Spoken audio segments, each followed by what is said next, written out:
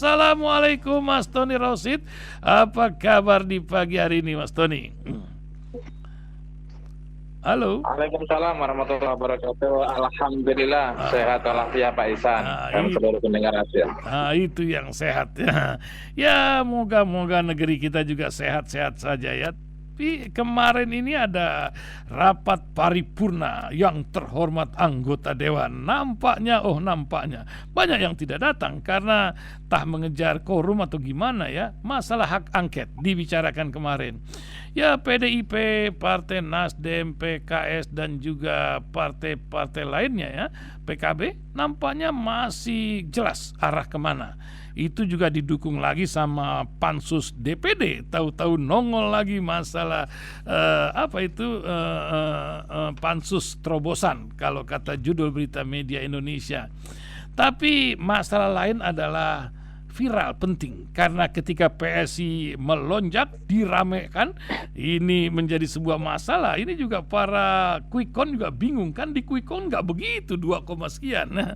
Tapi P3 menjadi sebuah sandraka ketika turun naik. Apakah menunggu hasil dari paripurna kemarin? Berarti ada kisah di balik kisah perhitungan si rekap yang satu ini. Apa yang akan terjadi Mas Tony Rosid dari sengketa pemilu kali ini? Akankah dibawa ke MK? 9 orang menentukan, 8 yang sekarang duduk di mejanya. Bagaimana arah cerita dari menjelang pemilihan pengumuman dari KPU? Entah tanggal 20 atau lebih cepat. Silakan Mas Tony Rosid. Iya Pak Ihsan, terkait dengan hak angket, memang ada 4 fraksi yang mencoba untuk mengusulkan di luar P3. Kenapa P3 tidak? Sebagaimana yang pernah saya tulis, P3 ini berada di ambang pintu antara masuk 4% atau tidak masuk 4%, masuk di Senayan atau tidak masuk di Senayan. Ini tentu membuat P3 gamang. Apakah kemudian ikut sana, apa ikut sini? Kira-kira siapa yang bisa memberikan syafaat lah kepada P3 agar bisa ke 4%? Itulah yang paling efektif ya untuk diikuti dan didukung oleh P3. Kalau yang memberikan syafaat itu adalah yang memberikan syafaat itu kelompok hak angket, dia akan ikut hak angket. Tapi mana mungkin, karena yang bisa memberi syafaat umumnya itu adalah penguasa karena aksesnya yang cukup memadai untuk memberikan syafaat. Nah, disinilah kemudian ada semacam kegamangan, kekhawatiran, kegelisahan dari P3 itu yang pada akhirnya belum membuat sebuah keputusan. Meskipun kita tahu Romi misalnya ya, yang notabene menjadi mantan ketua umum P3 dan sekarang menjadi di Majelis Dewan Suronya itu kenceng, tapi akhir-akhir ini juga kayaknya tidak kenceng lagi gitu loh. Apakah kekencangan Romi kemarin itu hanya untuk atau dalam rangka menaikkan negosiasi, ya kita tidak tahu. Itulah politik ya, itulah politik gitu. Nah, tapi angket ini itu ada PKB, P3, kemudian PDIP, ada Nasdem, ada juga PKS. Ini masih cukup kalau kemudian tetap hak angket. Tetapi kenapa hak angket itu menjadi sesuatu yang menakutkan? Padahal ini adalah hak konstitusional DPR untuk mengungkapkan. Dan mekanismenya sederhana, minimal 25 orang dari lebih dari satu fraksi, dan saya pikir ini mudah.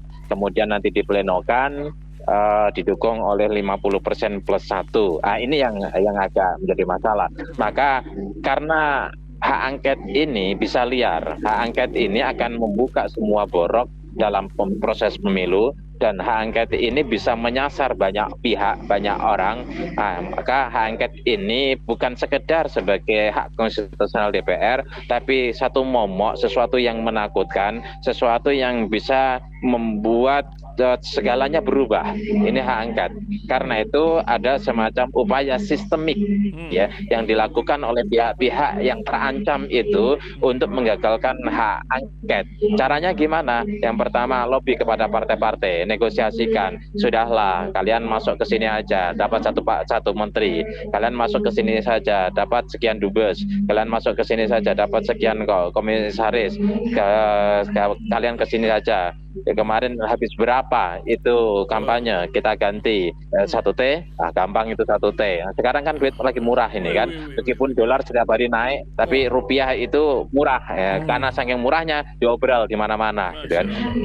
Nah, disinilah kemudian terjadi upaya yang sangat serius, sangat sungguh-sungguh dengan berbagai cara untuk menggagalkan hak angket, diantaranya melobi partai-partai agar bisa bergabung. Kalau nggak bisa dilobi dengan kompensasi, ya boleh jadi kalau kalian masih ngotot hak angket ini jadi tersangka ini jadi masalah ini akan terjadi pola seperti ini kan sudah menjadi pola ya jadi semua masyarakat tahu bahwa ini sudah menjadi sebuah pola. Satu disuguhin roti, yang kedua kalau nggak bisa disuguhin roti ya dikasih racun kan gitu. Itu yang pertama. Yang kedua adalah ya dengan cara mengambil calon-calon anggota atau anggota DPR yang berasal dari 4 partai itu, dari PKB, PKS, Nasdem maupun dari PDIP. Lu itu kan nggak jadi. Lu jadi sekarang sekarang anggota, tapi 2024 lu kan nggak jadi.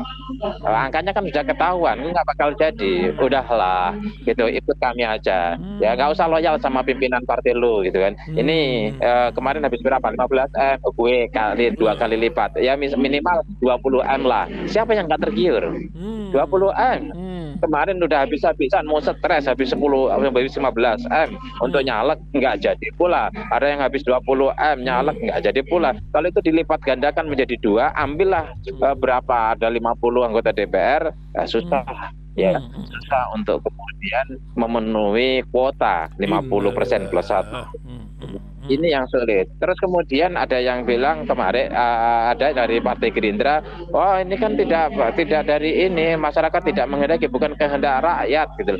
Enggak kehendak rakyat gimana? Itu Litbang Kompas surveinya 62,2% menginginkan hak angket. Ya, setuju untuk hak angket.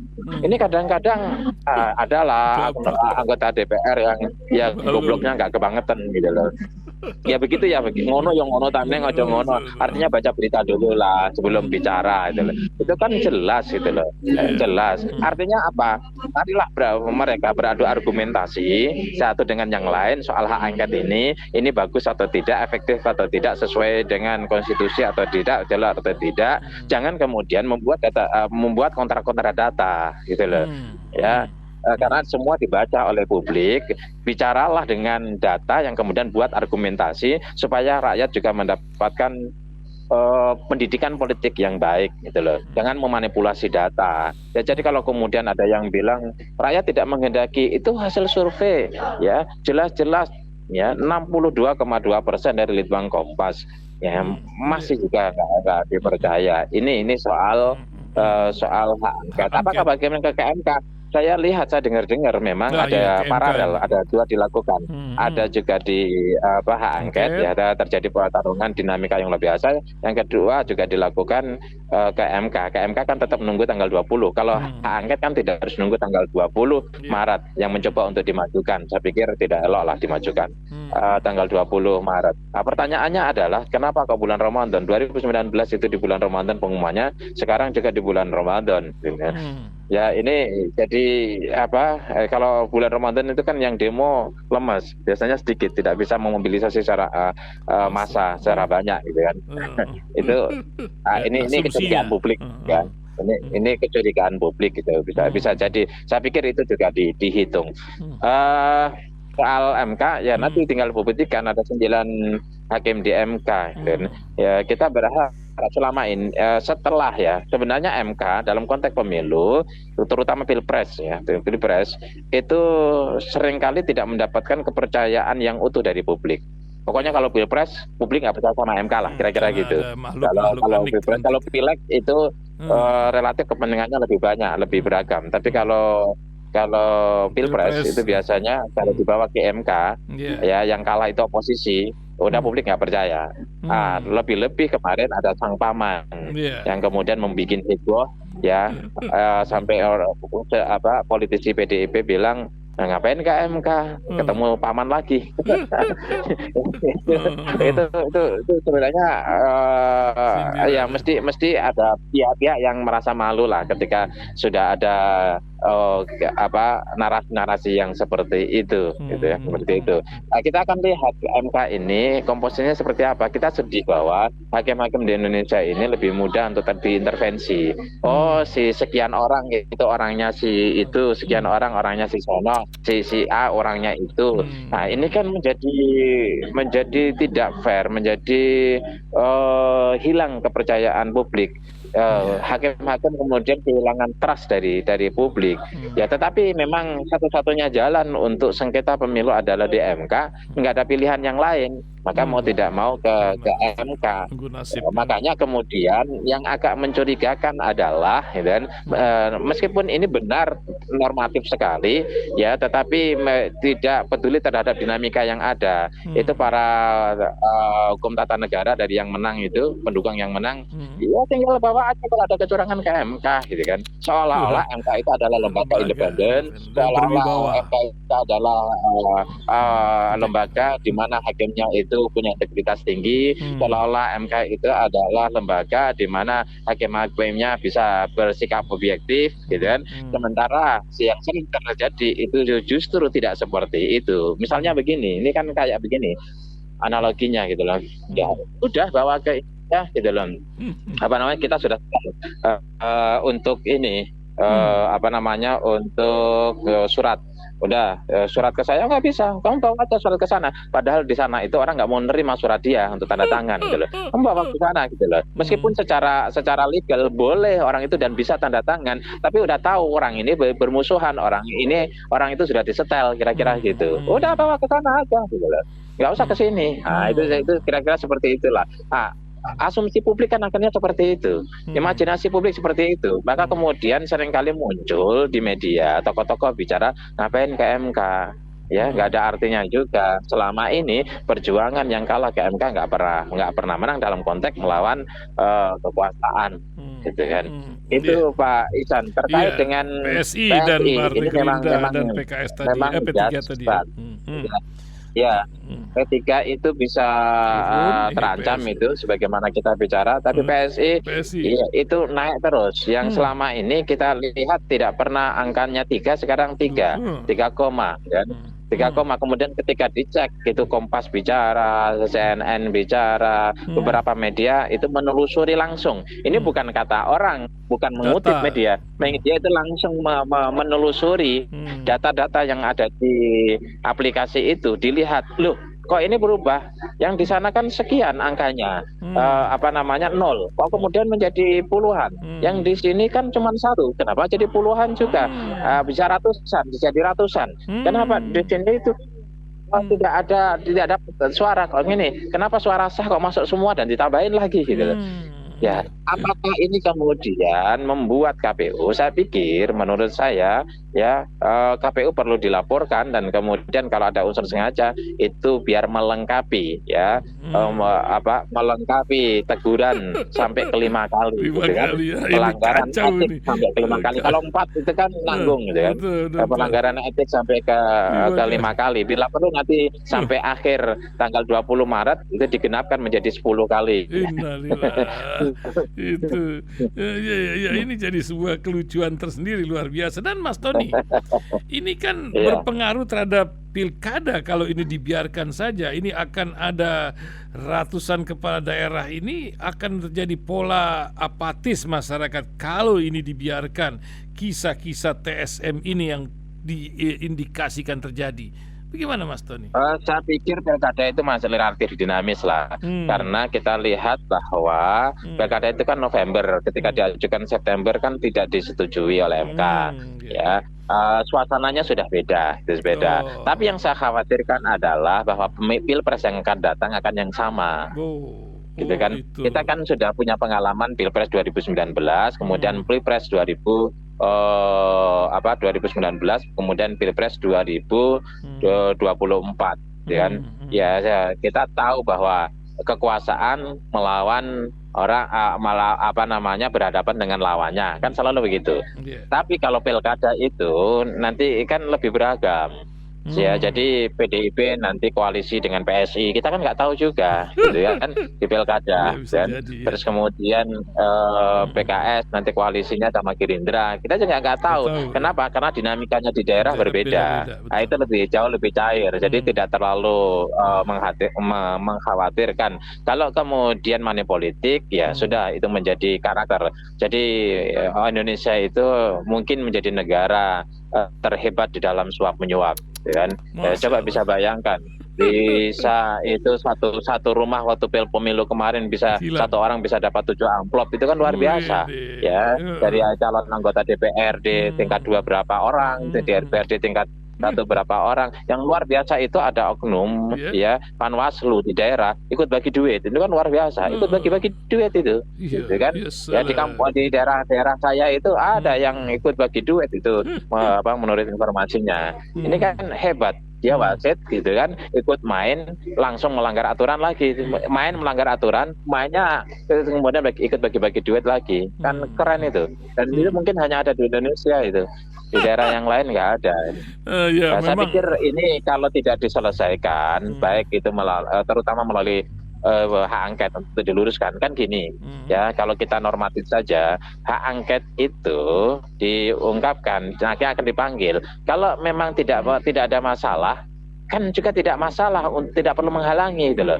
Daripada difitnah, daripada dituduh, daripada ada negatif thinking di memori publik, daripada dicatat oleh sejarah keburukannya bahwa diduga, ini kan perlu klarifikasi. Justru hak angket itu menjadi sarana media, ya, panggung untuk mengklarifikasi semua tuduhan itu, apakah betul atau fitnah. Kalau merasa itu adalah fitnah, itu tuduhan, itu kan, ya. Kalau mereka itu menyerahkan ke MK saja, ya sama juga ke angkat, kan nggak ada masalah. Kalau ke MK mereka merasa ringan, ke angket mestinya kalau konsisten itu kan nggak ada masalah, gitu. Kalau yang kedua, kalau itu memang ada masalah, ya memang ada problem, ya ada problem, ya sudah, biar dibongkar, biar diurai, sehingga ini akan menjadi sebuah referensi, menjadi sebuah evaluasi untuk pemilu-pemilu yang akan datang, baik itu pilkada, terutama pada pilpres yang akan datang, supaya polanya itu ketangkap sama publik. Oh, ternyata itu mainnya begini, kan itu akan terbuka di sidang ini, di investigasi, di pansus, di DPR melalui angket itu. Semua misalnya selama ini KPU dianggap bermain, ya udah datang aja, kemudian investigasi, tunjukkan bahwa dia tidak bermain. Bawaslu dianggap bermain, datang aja, jawab semua pertanyaan untuk menunjukkan dia tidak bermain. Ya, bahkan presiden pun dianggap cawe-cawe, datang presiden, jawab aja bahwa presiden tidak cawe-cawe. Kemudian aparat, gitu kan, dia datang aja untuk tidak cawe-cawe. Kemudian lurah, datang aja untuk tidak cawe-cawe. Saya pikir kalau ini dianggap sebagai tuduhan, menjadi area yang menurut saya sangat pas untuk mereka melakukan klarifikasi melalui hak angket ini, ya. Jadi pada akhirnya publik akan membaca, ada yang setuju, ada yang tidak. Yang tidak setuju, oh ini oknumnya ini, kan akhirnya begitu. Ya, ini pelakunya ini, kan gitu. Hak angket itu hak konstitusional, bukan ya, untuk hak konstitusional. bukan untuk kalau pemakzulan, kemudian mereka dipanggil kok takut, gitu loh. Pak Ihsan misalnya, Pak Ihsan itu tidak mencuri, terus kemudian dikasih panggung untuk klarifikasi. Wah, ini yang gue butuhkan, datang kan gitu untuk klarifikasi. Tapi kalau kemudian Pak Ihsan bilang, oh enggak lah, buat apa saya datang? Publik kan kemudian curiga, jangan-jangan memang pencurinya dia, pelakunya dia, kan gitu. Itu yang nampaknya di bulan Ramadan ini, selain kita harus khusyuk beribadah, terganggu oleh berbagai peristiwa. Dan memang ini Ramadan, namanya saja sudah bulan yang panas. Apa yang Mas Tony juga lihat dari perjalanan ini sebagai akhir bincang kita pagi hari ini, menyambut hari-hari ke depan? Ini kan masih lama, akankah ada pelantikan sesuai dengan harapan yang menang quick count ini, atau ada cerita lain di balik ini, Mas Tony? Silakan Mas Tony, panjang ini Iya, 6 bulan. Ramadan tetap menurut saya bulan yang sama dengan bulan yang lain, hanya bedanya kita tingkatkan aja yang lebih berkualitas dalam hidup ini. Maksud saya apa? Kritik tetap jalan, jadi tidak dosa. Kemudian kalau Ramadan itu mengkritik batal puasanya enggak, kan? Kritik tetap jalan gitu ya. Yang terpenting adalah ya objektif, adil, jujur, ya bicara sesuai data dan fakta, ya. Kemudian berpikir secara logis, membuat argumentasi yang proporsional, ya. Tidak menghujat, tidak menjelek-jelekan, tetapi memang terutama adalah diniatkan dalam rangka kita berbakti kepada bangsa dan negara. Kita ingin berkontribusi kepada bangsa dan negara dengan cara diantaranya adalah amal ma'ruf nahi mungkar. Ya, nahi mungkarnya yaitu tetap ketika ada kesalahan ya kita kritik, tetap ada yang bengkok kita luruskan, ada yang benar kita dukung. Dengan hak angket kalau itu benar ya kita dukung. Ya, kalau kemudian ada orang yang mencoba untuk melawan hak konstitusional ya kita kritik. Nah, itu artinya bersikap objektif. Terlepas dari kita pendukung siapa, terlepas dari kapan kemarin kita mencoblos siapa, itu nomor 12. Ya, karena kewajiban kita sebagai anak bangsa itu adalah berkontribusi, memberikan manfaat, tetap hadir di dalam kebutuhan bangsa dan negara ini, dan kemudian berkiprah secara objektif, jujur, adil, ya, dan kemudian mengerahkan semua energi dan kemampuan kita untuk ikut mengawal perjalanan bangsa ini ke depan. Dan Ramadan pastinya membuat kita semakin tambah ikhlas, tambah berjuang, ya, tambah besar kontribusinya kepada bangsa dan negara. Amin ya rabbal alamin. Terima kasih Mas Tony Rosid, luar biasa. Semoga selalu bermanfaat. Ditunggu tulisan selanjutnya. Assalamualaikum warahmatullahi wabarakatuh. Mas Tony.